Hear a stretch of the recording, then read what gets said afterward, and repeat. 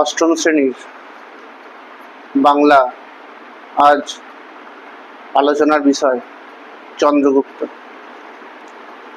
এই চন্দ্রগুপ্ত নাটকটি লিখেছেন বিখ্যাত নাট্যকার দ্বিজেন্দ্রলাল রায়।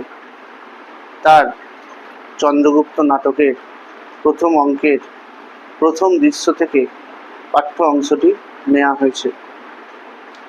আমি পাঠকদের সামনে সেই নাটকের মূল অংশটুকু বা মূল বিষয়টুকু তুলে ধরব, তোমরা প্রত্যেকে মন দিয়ে শুনবে।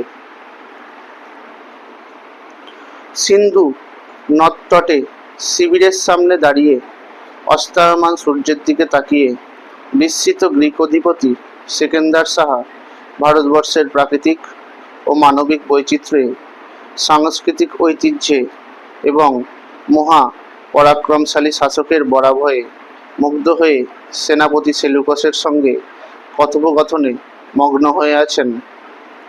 এমন সময় সেখানে হাজির হন অ্যান্টিগোনাস। তিনি গুপ্তচর সন্দেহে এক ভারতীয় যুবককে সেখানে হাজির করেন। সেই যুবক শিবিরের পাশে বসে তালপাতায় কী সব লিখছিল। অ্যান্টিগোনাস তা বুঝতে পারেননি, তাই সেকেন্দার সাহার কাছে তাকে নিয়ে আসেন। সেকেন্দার সাহা যুবকের উদ্দেশ্য জানতে চান। যুবক জানায় যে সে গ্রিক সম্রাটের বাহিনী চালনা ব্যূহ রচনা পদ্ধতি। এই ব্যূহ মানে হচ্ছে যুদ্ধের জন্য সৈন্য বিন্যাসের পদ্ধতি, সামরিক নিয়মাবলী ইত্যাদি 1 মাস ধরে শিখছিল। গ্রিক সেনারা চলে যাবে বলে তা লিখে রাখছিল। সে আরও জানায় যে সে মগধের মহাপদ্মনন্দের পুত্র চন্দ্রগুপ্ত। তার বৈমাত্রেয় অর্থাৎ বিমাতার সন্তান অর্থাৎ তার ভাই ধননন্দ সিংহাসন অধিকার করে তাকে নির্বাসিত করেছে, তারই প্রতিশোধ সে নেবে। চন্দ্রগুপ্ত জানায় তিনি সেলুকাসের কাছেই গ্রিক বিদ্যা শিখছিলেন। একথায় ক্ষিপ্ত হয়ে অ্যান্টিগোনাস সেলুকাসকে বিশ্বাসঘাতক বলে অপমান করেন। তখন সেলুকাস ও অ্যান্টিগোনাস পরস্পর দ্বন্দ্বে জড়িয়ে পড়ে। অ্যান্টিগোনাসের উদ্ধত তরবারির আঘাত থেকে চন্দ্রগুপ্ত মুহূর্তের মধ্যে সেলুকাসকে রক্ষা করে। তখন অ্যান্টিগোনাস চন্দ্রগুপ্তকে আক্রমণ করে, কিন্তু চন্দ্রগুপ্তের আঘাতে অ্যান্টিগোনাসের তরবারি পড়ে যায়।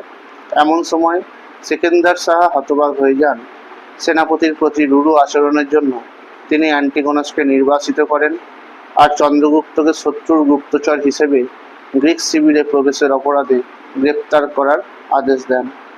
সেকেন্দার শাহের এমন আদেশে চন্দ্রগুপ্ত প্রতিবাদ করে বলেন তাকে বদনা করে বন্দি করা যাবে না।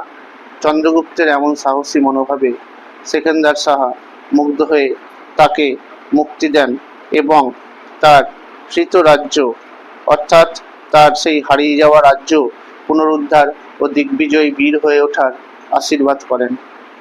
এবং সেকেন্দার শাহ বীর চন্দ্রগুপ্তকে বলেছিলেন, মুক্ত তুমি। অর্থাৎ নাট্যকার এই নাট্যাংশে চন্দ্রগুপ্তের বীরত্ব ও সাহসিকতাকেই তুলে ধরেছেন, তাই এই নাটকটির নাম দিয়েছেন চন্দ্রগুপ্ত। ভিডিওটি লাইক করে দেবে, শেয়ার করে দেবে আর চ্যানেলটিকে সাবস্ক্রাইব করে দেবে। ধন্যবাদ।